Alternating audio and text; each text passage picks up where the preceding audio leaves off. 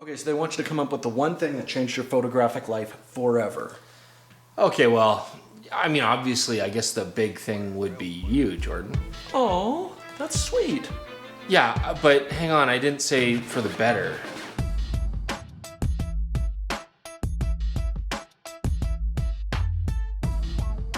Welcome back, DPReview TV viewers. Chris Niccolls here, and if you check out DPReview.com right now, a lot of the staff are talking about that piece of photographic gear that changed their photographic life. You know, we want to do that as well, Jordan and I. He's going to have his coming up shortly, and I thought, well, what kind of photographic stuff really changed my life? Would it be, you know, finding out about Rodinal and using that? Would it be the Nikon D70, my first digital SLR?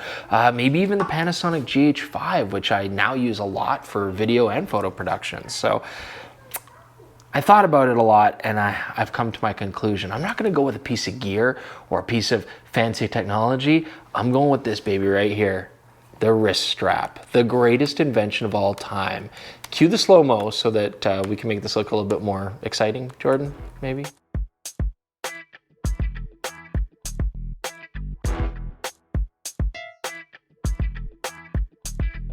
So all joking aside, I really discovered wrist straps quite early on in my photographic career, well before I was doing any sort of YouTube stuff, because these are neck straps and I just honestly really hate them.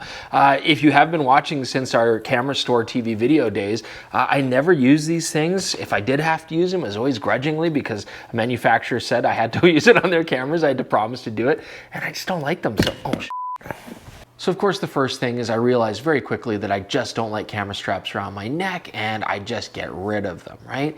Then of course I try wrapping them around my wrist, but that never works and it always comes apart. It's annoying. So I said, you know, I'll just go without a camera strap completely. Just use the camera in my hand because I want it to be ready to shoot. Well, that had in hindsight very foreseeable consequences. So finally I discovered the joy of the wrist strap, and it really did change my photographic life. I could be completely irresponsible with the camera and not worry about dropping it. I could swing it around, but most importantly, it was safe and secure, and it was always in my hand, ready to take that quick shot on the street.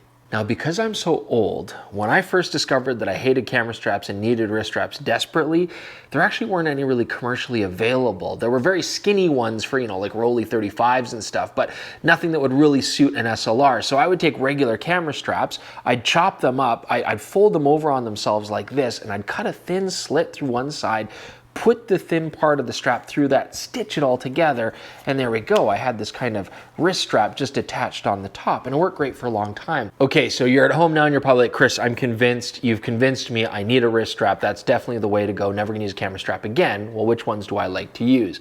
So this is the Peak design. It's called the Cuff. It's a fantastic one, really well built, very slick, has a cinching mechanism here, and it uses the Peak design quick release system. So if you still wanna throw your camera strap on once in a while, these all work the exact same in that system. So it's a fantastic design.